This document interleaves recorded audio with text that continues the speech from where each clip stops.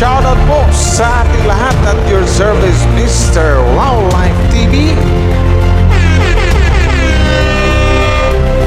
Please do support and subscribe. Walang iba po ang ama ng Kalingap, Kuya Val Santos Matubang,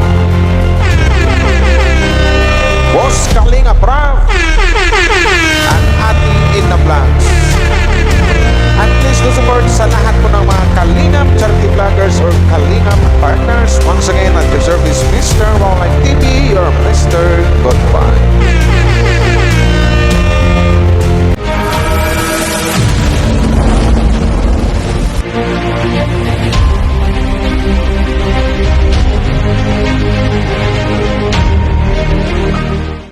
So, hello guys! Shoutout po sa inyong lahat. Magandang araw.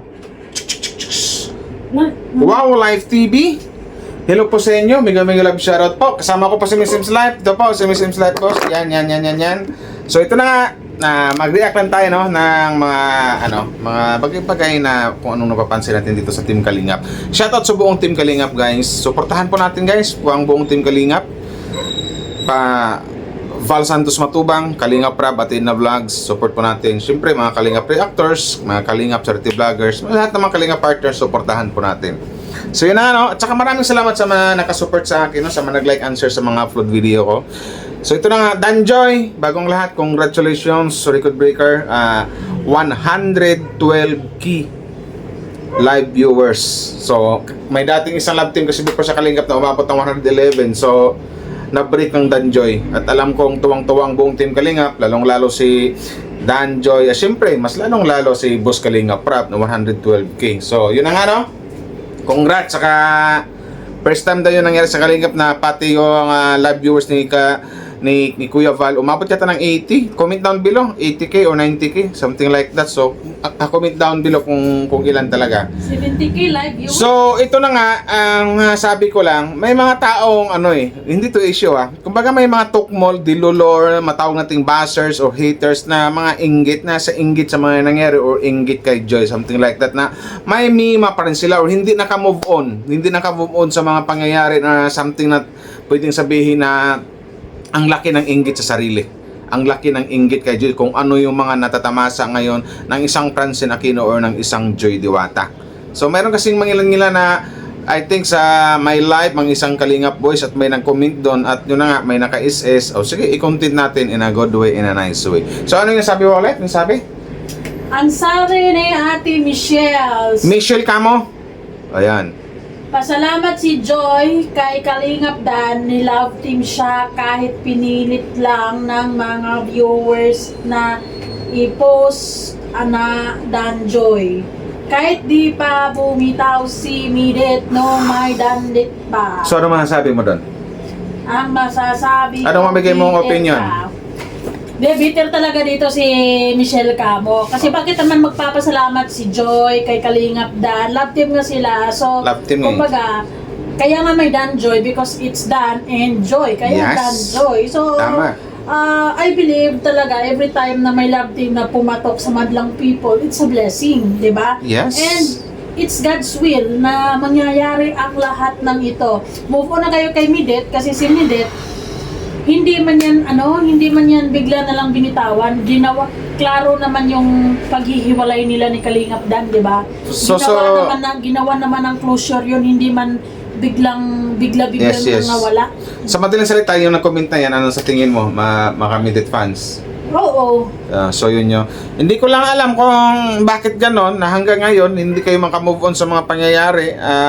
Actually, bago may Danjoy, tapos na ang Midet. Yes, mayroon talagang closure ang Midit bago nag-umpisa ang Midit, ang Dandit bago nag-umpisa ang Danjoy, di ba? Oo. So, bakit hindi matanggap ng ibang mga fans? Hindi naman natin mapipigilan yung mga fans kung kikiligin sila. Actually, hindi man sadya ni Joy at ni Kalingap Dan na magkaroon ng Danjoy. Kumbaga, I think it's God's will and this is their right time. Yes, kumbaga sila yung tinadhana, something like that. At wala sila yung destiny as a love team. Wala na kayong magawa dyan. Tsaka, bakit sinasabi mong dapat magpasalamat si Joy kay Dan? Sabing ganyan? Why? Well, for me, Nagpasalamat naman, why nagpasalamat naman, pero hindi lang si Joy. Alam ko, kung magpasalamat man si Joy kay Dan, at si vice versa, si Dan, magpasalamat din kay Joy. Kasi, hindi lang naman na sumikat ang Dan Joy, hindi lang nang dahil sa isang tao. Hindi lang nang dahil sa isang Joy, at hindi lang din nang dahil sa isang Dan. Sumikat ang Dan Joy nang dahil sa kanilang dalawa, at syempre, nang dahil kay Boss Kalingap Rap, dito sa Team Kalingap. Above all, kay Lord and syempre Sa Kalingap. sa mga taong sumusuporta sa kanila. Kung may pasalamatan man ang Danjoy, hindi kayo.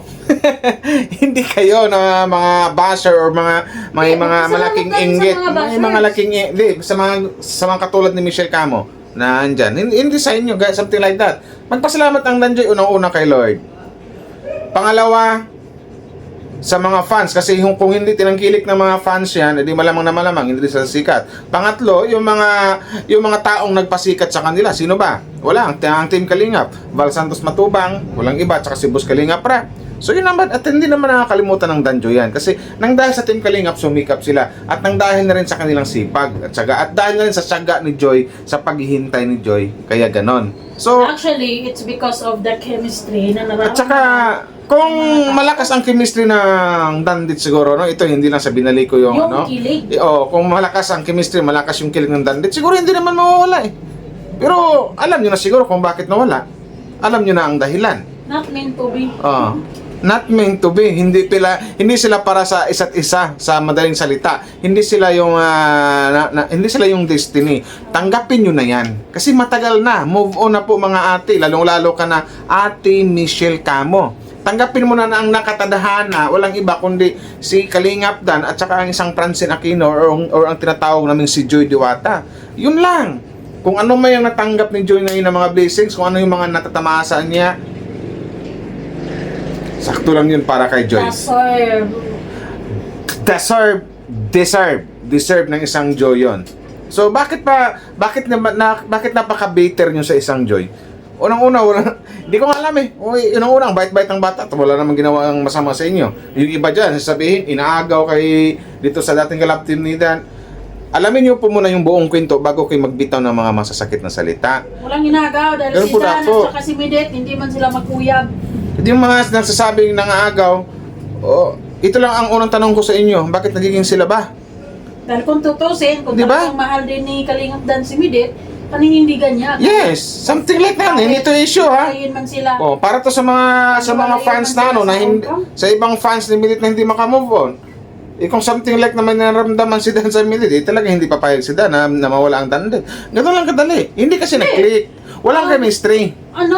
Hindi. Kung sakaling, syempre, ang pagbablog, negosyo yan. Kung hindi kayo... Business yan eh.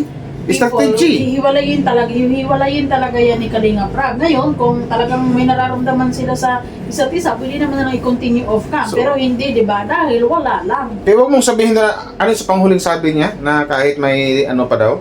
Kahit di pa bumitaw si Midet. Siguro si Midet hindi pa bumitaw. Ay, wala na.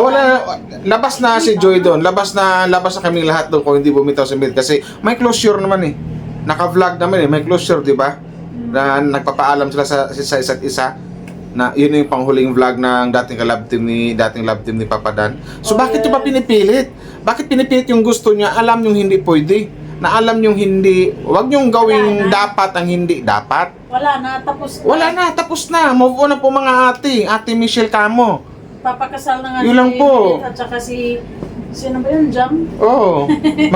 Magpakasal na yung mga idol nyo dito sa tapos yun pa. Oy, shoutout kami dito, hindi po kita binabash dito kasi wala ka mong yung mga fans nyo lang po. Ganun lang. Move on na nga si Midet, yung mga fans. Nakamove on na nga nakamove on ng isang tao dyan. Kayong mga fans, hindi pa. Binabash nyo pa si Joy dito. Dito naman sinabi mo, matatawag mo bang constructive criticism yun or something like na I think For me, ang pangit ng comment niya eh. medyo lang. Pero wala man siyang below the belt na sinasabi. Something like na hindi below the belt pinagsasabi. Pero sa Pero hindi. iba yung Pinilit ng mga viewers na i-push ng Danjoy. Anong pinilit ng mga viewers? Hindi yan. Ang paliwanag kasi hindi pinilit ng mga viewers. Nakitaan lang ng buong Team Kalingap na malakas talaga ang chemistry ng Danjoy. Yun po yun. Malakas ang dating at ang maraming na-hook sa Danjoy Love Team. So, yun po yun. Kusang Hindi po ako nangaway dito ha. Yun lang po kusang yun. naramdaman ng mga fans yan. At Oo. actually, pinush. And pinagbigyan ni Kalinga Prab. Yes, Tapos pinush. pinagilan ng mga Tama. libo-libong Oo. manonood. So, Ang nag-post doon si Kalinga Prab kasi alam niya, maraming fans talaga ang nagkagusto dito sa Danjoy. Mantakin nyo, 112k. 'Di ba? 112k live viewers sa premiere ni ni Boss Kalinga Prab. So, ano ba bang huwag na kayo magalit. Tanggapin nyo na ang dapat tanggapin. So, yun lang. So, yun lang guys, no? Hanggang dito na lang. Wait lang, pababa. Tatapusin ko na to. Basta, congratulations sa Danjoy, 112k live viewers. Saka, yun na nga, hindi naman issue. Kumbaga, inano lang natin. Kasi may mga taong hindi pa rin matanggap yung mga, kung ano yung mga natatamasa ng ating Joy Diwata ngayon. So, once again, congratulations, Danjoy. Ingat po palagi. Babush! Mainggit kayo kung gusto nyo. Oh, Danjoy pahabol. Israel. Maingit okay kung gusto nyo. Si Danjoy is sure, Danjoy, walang aminan, walang iwanan. Bye-bye!